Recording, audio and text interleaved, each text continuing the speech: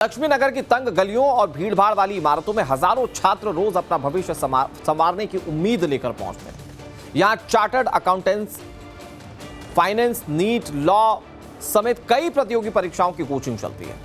कई इमारतों में कोचिंग सेंटर्स के साथ रेस्टोरेंट और व्यावसायिक गतिविधियां भी संचालित हो रही हैं। लेकिन वहां की स्थिति क्या है, हम आपको बताएंगे। नवभारत की टीम यहां पहुंची तो हैरान करने वाले खुलासे हुए।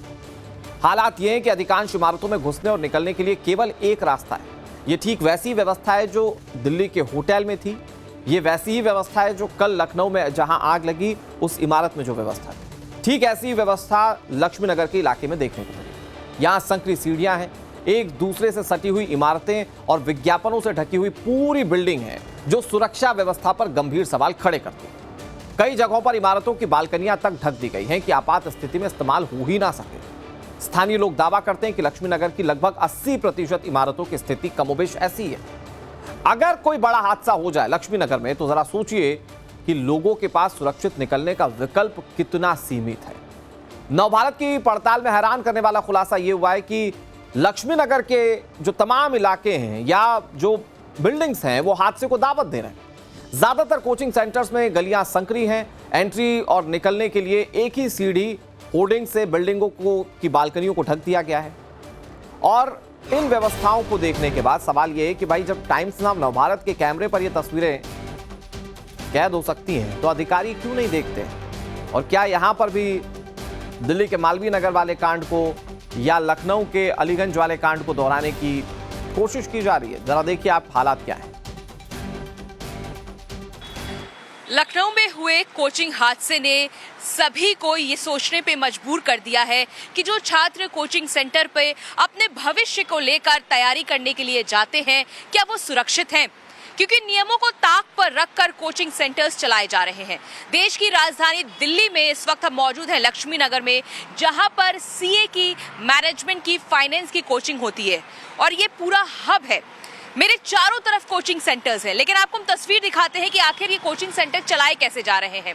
आने जाने के लिए केवल एक रास्ता होता है और कोचिंग सेंटर्स जो है वो पूरी तरह से पैक होते हैं। अब ये बिल्डिंग आप देखिए गौर से, हम आपको ये दिखाते हैं। ये 4 मंजिला जो बिल्डिंग है इसमें कोचिंग चलाए जा रहे हैं। कोई नीट की कोचिंग चला रहा है, कोई सीएस, कोई सीए की कोचिंग चला रहा है, आप देख सकते हैं। लेकिन इस बिल्डिंग की हम बाहर की तस्वीर हम आपको दिखा रहे हैं कि किस तरह से एडवर्टीजमेंट जो बोर्ड है वो चारों तरफ से कवर करके रखे हुए हैं।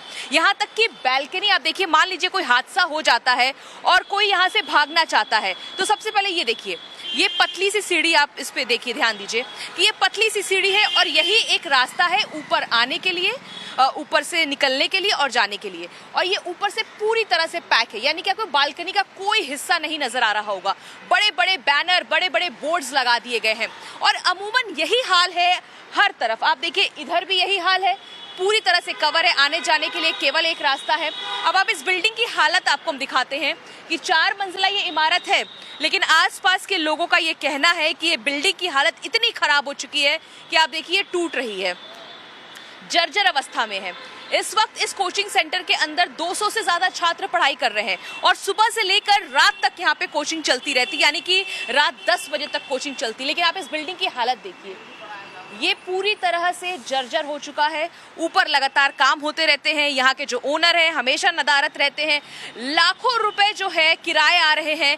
लेकिन इस बिल्डिंग की हालत देख लीजिए कि इसे ठीक नहीं किया गया है, ना ही फायर की जो सुविधा है वो हमें यहाँ पर नजर आ रही है। आप ये देखिए, ऊपर के हालात देखिए, इस तरह से है। और ये इस तरह से बैनर, पोस्टर, कितनी, आपको नहीं लगता है जो लखनऊ में हादसा हुआ है आग लगने की, कोचिंग सेंटर्स पे नियमों को इतने ताक पे रखा जा रहा है? नहीं, बिल्कुल नियम तो है ताक पर, और जो बिल्डिंग वगैरह है उसका, अभी ये जो बिल्डिंग देख रहे हैं इसका स्थिति ठीक नहीं है। यहाँ पर भी जो बिल्डिंग देख रही है बहुत जर्जर हाल है। लेकिन कोचिंग सेंटर्स ऐसे चलाए जा रहे हैं, बच्चों के लिए कितना खतरा है?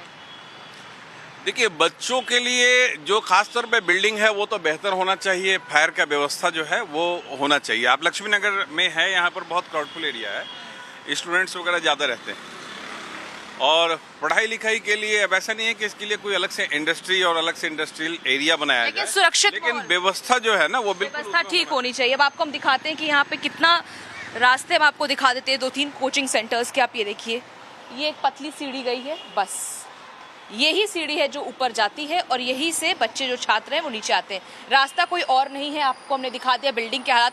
आप जैसे जैसे आगे बढ़ेंगे आपको अमूमन इसी तरह की स्थिति जो है वो इस इलाके के कोचिंग सेंटर्स पर देखने को मिलेगी। आप देख लीजिए रास्ते एंट्री एग्जिट के सेम है, फायर की कोई व्यवस्था नहीं है, ऊपर बैल्कनीज को सील कर दिया गया है। अब आप ये देख सकते हैं कि किस तरह से ये भी देखिए, यहाँ पर भी तमाम क्लैट है, CU, ET, DU, LLB के एग्जाम्स की तैयारी कराते हैं। ये देखिए ये हालात, अगर हम आपको ऊपर भी ले जाके दिखाएं, हमारे कैमरा पर्सन जो है वो दिखाएंगे कि किन हालातों में कोचिंग सेंटर्स जो हैं वो चलाए जा रहे हैं।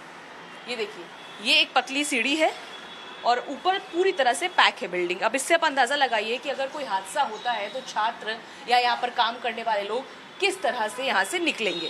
तो ये तस्वीर दिखा रही है कि कोचिंग सेंटर्स किस तरह से चलाए जा रहे हैं। ना ही केवल लक्ष्मी नगर बल्कि दिल्ली के तमाम ऐसे इलाके हैं, चाहे हम राजेंद्र नगर की बात कर ले या फिर मुखर्जी नगर की बात कर ले, स्थिति कुछ इसी तरह से दिल्ली यानी कि देश की राजधानी दिल्ली में नजर आ रही है। तो देश में जिस तरह की तस्वीरें सामने आ रही हैं, जो रियलिटी चेक है वो ये बता रहा है कि कैसे जो गाइडलाइंस है उसका पालन नहीं किया जा रहा। अब आपके जहन में सवाल ये होगा कि कोचिंग को लेकर गाइडलाइंस हैं क्या?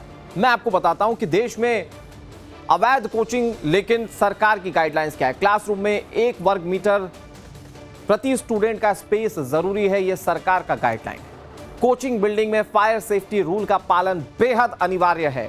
साथ में बिल्डिंग सेफ्टी नियमों का पालन भी बेहद जरूरी है। अगर कोई कोचिंग चलाता है तो दोनों का सरकारी अथॉरिटी का सर्टिफिकेट अनिवार्य है, यानी कि ट्यूटर और जो जगह है उस दोनों का जो अथॉरिटी से अप्रूवल है वो अनिवार्य है। क्लासरूम में रोशनी, वेंटिलेशन की सुविधा होनी चाहिए, यह सरकार का नियम है। साफ पीने का पानी हो, CCTV वहां पर इंस्टॉल हो, टॉयलेट की व्यवस्था हो बच्चों के लिए, यह बहुत जरूरी है। 16 साल से कम उम्र के स्टूडेंट का एडमिशन नहीं लिया जा सकता है जो इस तरह की कोचिंग संचालित होती है, जो हाई प्रोफाइल कोचिंग संचालित होती है। 10वीं पास स्टूडेंट्स का ही कोचिंग में एडमिशन होगा, यह सरकार का नियम। ट्यूटर कम से कम ग्रेजुएशन पास होना ही चाहिए, उसका कोई क्रिमिनल रिकॉर्ड नहीं होना चाहिए, यह नियम कहते हैं अगर कोई कोचिंग चलाता है तो। सिलेक्शन, रैंक की गारंटी जैसे भ्रामक विज्ञापन कोई इंस्टीट्यूट नहीं दे सकते। हालांकि आप कई जगहों पर देखते होंगे कि हमारे यहाँ से इतने बच्चे चले गए, हमारे यहाँ से ये गारंटी है, लेकिन वो नहीं कर सकते कोचिंग इंस्टीट्यूट। बीच में कोर्स छोड़ने पर बाकी वक्त की फीस रिफंड करनी होगी, ये भी नियम कहता है सरकार का। हालांकि ये कितनी जगह पर पालन होता है इस पर आई डाउट, बट ये नियम है। कोर्स के बीच में फीस बढ़ाने पर पूरी तरह से पाबंदी है सरकार की।